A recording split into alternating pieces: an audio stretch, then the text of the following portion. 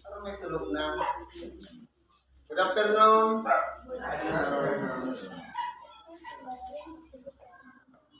Sa pangalan po ng dakilang Panginoong Jesucristo, isang mapagpalang hapon po sa bawat isa sa atin. Siguro po, marami na tayong natutunan, naunawaan base sa mga binasa at ipinahayag ng mga nauna dito sa atin.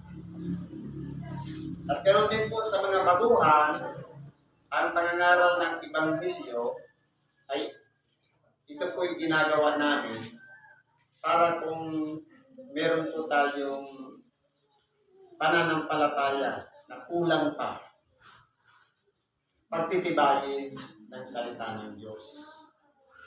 Sapagkat, unang hakbang pa lang natin yan pagpasok sa pintuan, tinitingnan na ng Diyos kung ano ang laman ng ating puso. Tayo ba'y seryoso sa ating kahilingan?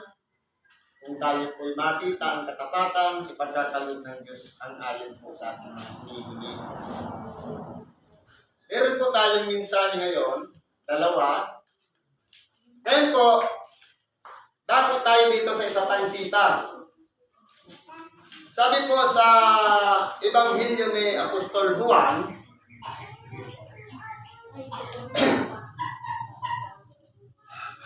sa Kapitulo 14, versikulo 1 hanggang 14. Kung pag-aralan po natin, halos tatlong magkakasunod, ipinaliwanag na po ito. Anong sabi dito?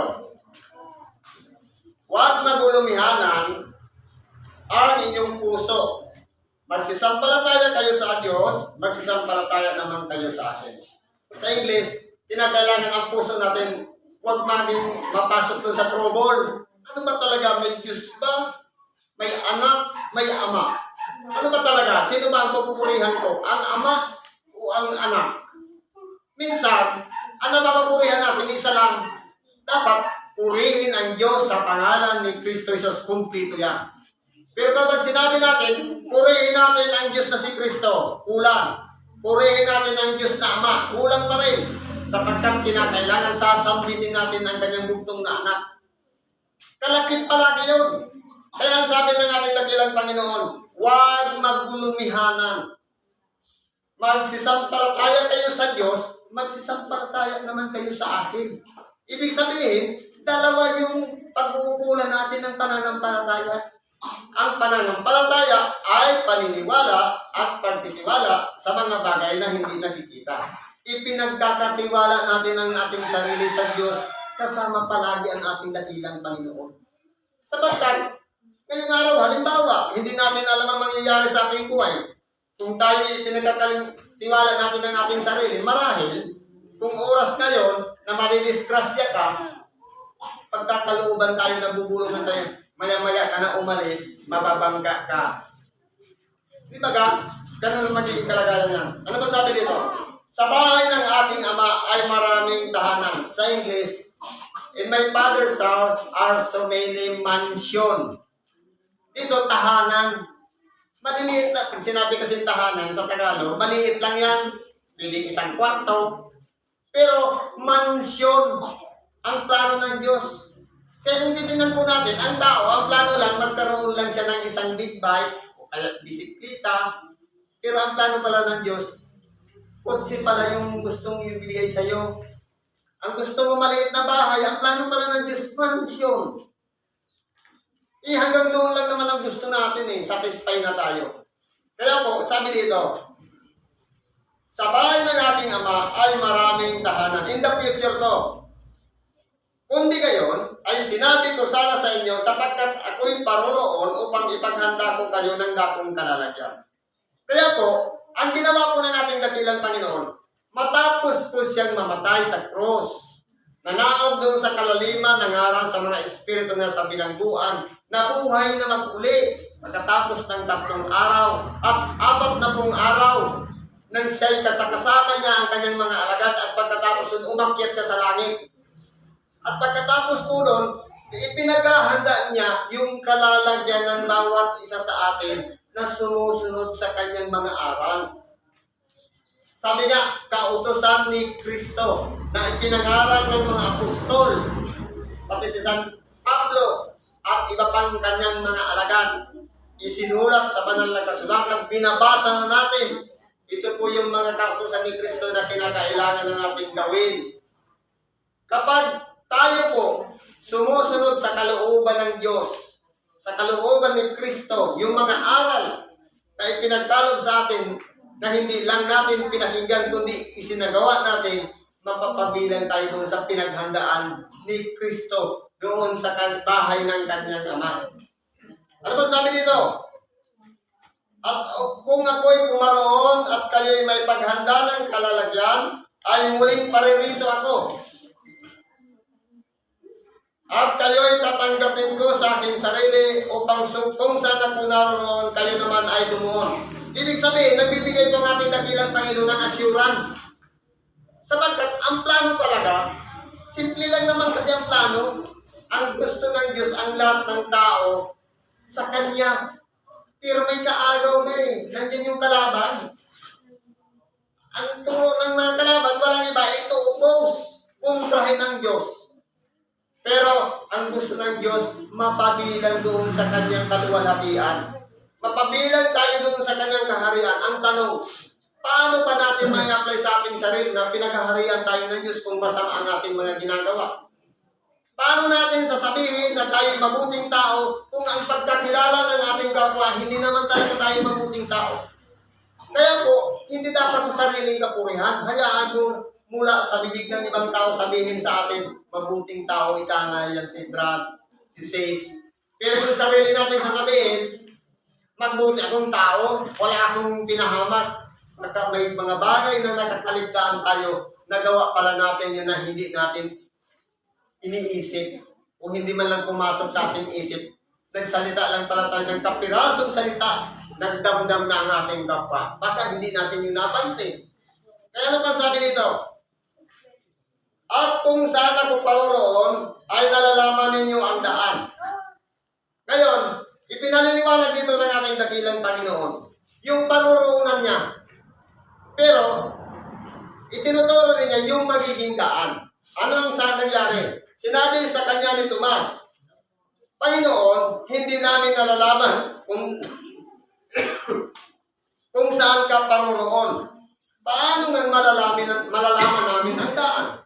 Halimbawa, kung hindi mo naman talaga alam ang paroroonan o pupuntahan, paano mo malalaman ang direksyon? Halimbawa, sabihin mo papunta ka ng Bisaya, ialangan naman papunta ka ng Maynila, kailangan malaman mo talaga ang daan. Papunta doon, sa Bisaya. Kaya anong sabi dito? Sinabi sa kanya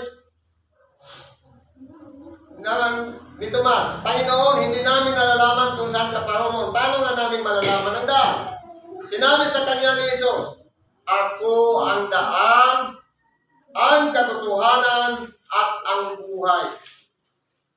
Ibig sabihin, sa pamamagitan lamang ng ating dakilang Panginoon, magtatamo tayo ng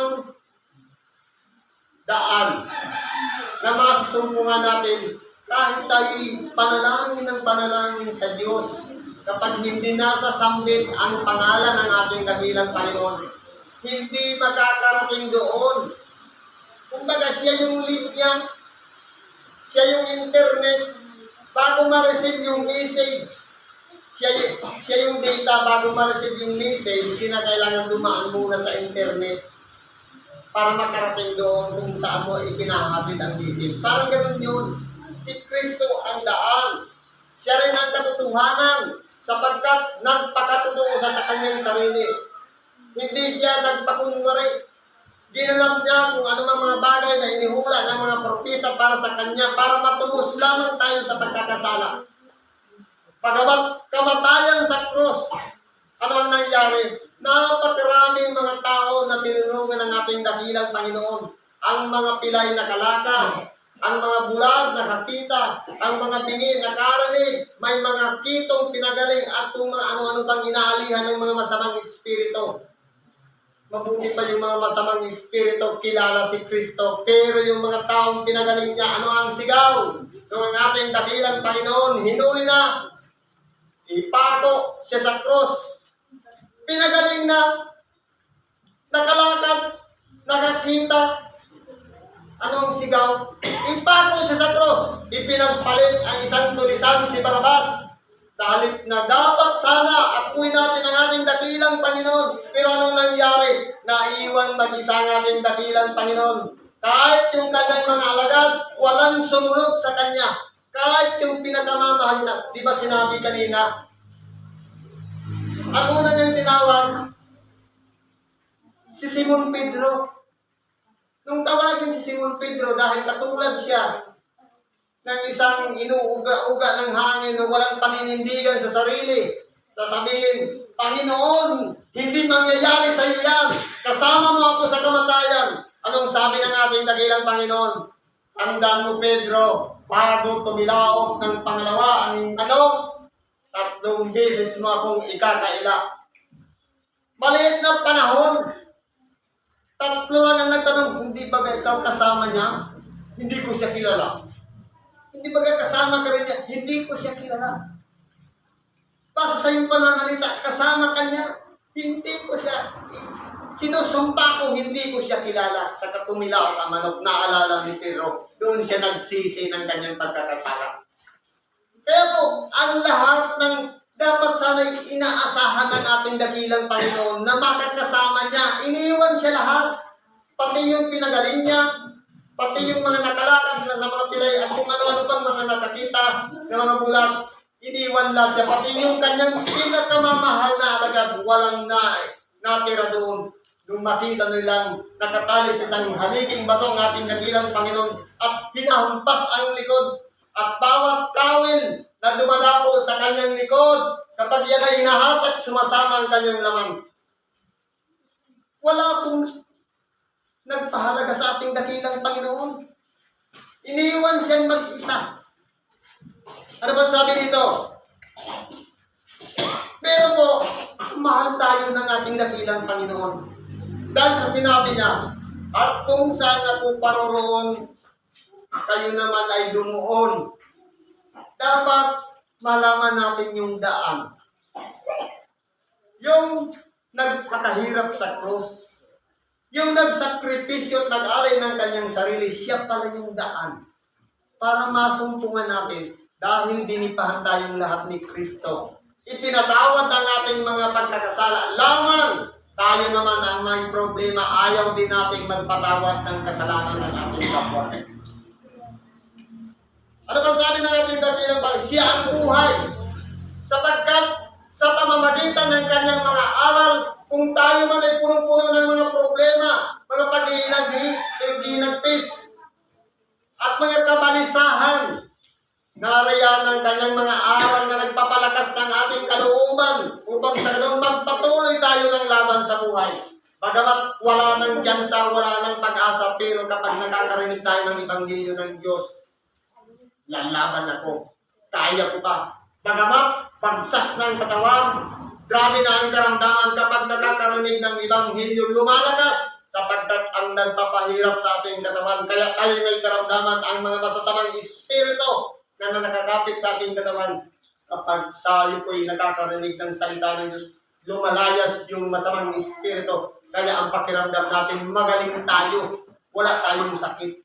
Sapagkat ang kapangyarihan ng salita ng Diyos ay natatalos lahat ng ating pagkatao, lalong-lalo na kung tayo'y nagsisi. Alin baga madaling sabihin, magaling na tayo, pag-uwi natin, magaling na tayo, hindi natin naramdaman ang pagpapatawad ng Diyos, o pinatawad tayo bagamat hindi pa tayo magaling. Siyempre, ang importante dyan, maramdaman natin yung pagpapatawad ng Diyos na nakagaan sa atin para hindi na pabalik-balik yung masamang espiritu sa atin. Na minsan gusto na natin magpatiwakal, gusto na natin tapusin ang buhay. Pero dahil mahal tayo ng Diyos, aantayin natin na siya ang magpasya kung hanggang kailan ang buhay natin dito sa ibabaw ng sanlibutan. Ano ba pong sabi dito?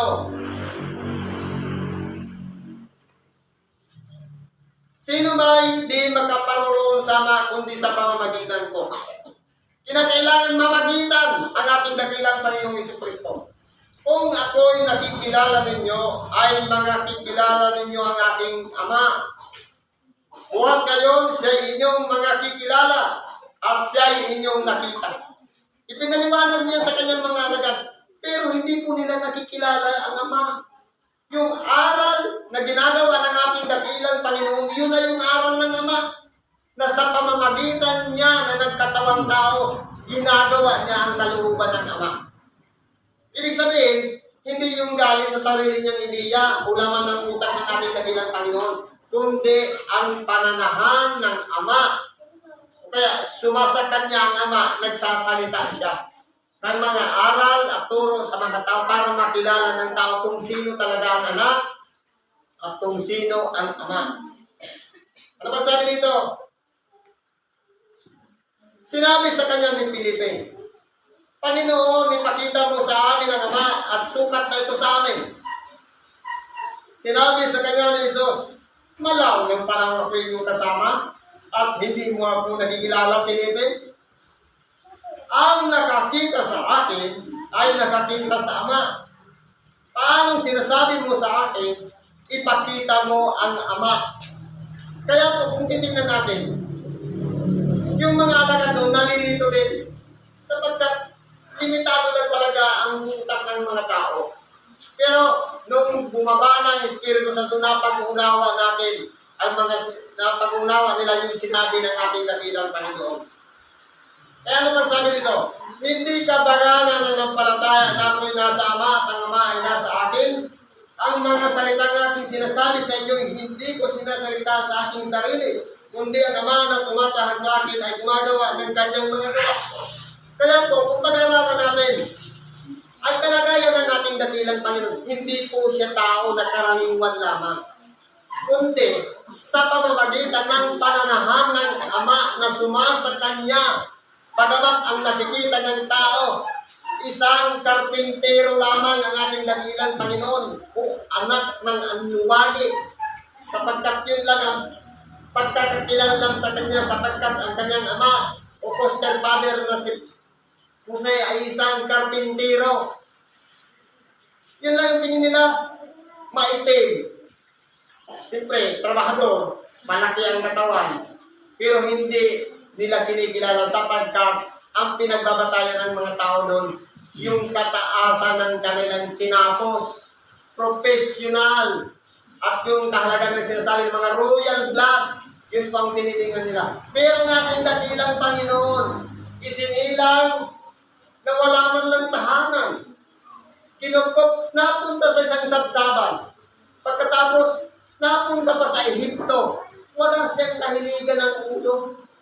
Kaya, sino ba naman talaga ang maniniwala ng ating dakilang Panginoon ay sumasa Diyos o anak ng Diyos, igaling sa sabsaban, wala pang sariling tahanan. Pero dahil sa aral na sumasa Kanya, nagpapakilala ang Ama sa pamamagitan ng ating dakilang Panginoon. At ipinagkilala din ng ating dakilang Panginoon ang Kanyang sarili na siya'y sumasa Ama. Ibig sabihin, nagiging isa sila. Katulad din naman natin, kapag ang plano ng Ama ay sinusunod ng anak, parehas ang kanilang ginagawa, ganun din ang magiging kalagayan. Kumbaga, hindi lalamagin. Ibig sabihin, naging masunurin yung anak. Katulad din ang ginawa ng ating dakilang Panginoon, na bagamat nakasulat sa bahagi ng banal na kasulatan na kinakailangan yung mamatay sa cross, pero hindi niya nilabag yun. Pero minsan, buntik na. Ano sinabi ng ating dakilang Panginoon? Panginoon, kung maaari, sana'y lumagpas sa akin ang sarong ito. Bagaman, hindi ang kalooban ko ang mangyari, kundi ang iyong kalooban. Dahil po, mahirap po talaga ang nakikita mo na ang magiging kalagayan mo. Napakaraming hampas, 5,000 palo ang tatanggapin mo. Halos wala nang makitang balat sa katawan. Ibibilag pa sa init at pagkatapos ipapako pa. Yung pagbagsak na lang ng cross doon sa hukay, naantig lahat ng buto ng ating dakilang Panginoon. Sapagkat yun po ang nakasulat para sa Kanya. Hindi niya po yung sinuway.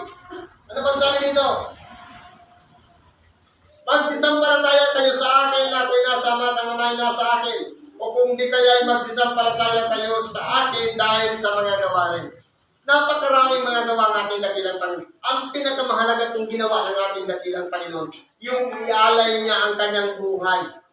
Dinipahan tayo para tanggapin natin ang pagpapatawad ng Diyos. Dati po kasi noon, kapag ang isang tao ay nagkasala, meron kang alay na susunugin ng mga libita doon sa minsan kamanyan o kaya mga pangunahing bunga ng hayop o kaya karaning, yun ang susunugin. Pero po, tinapos na yun ng Diyos.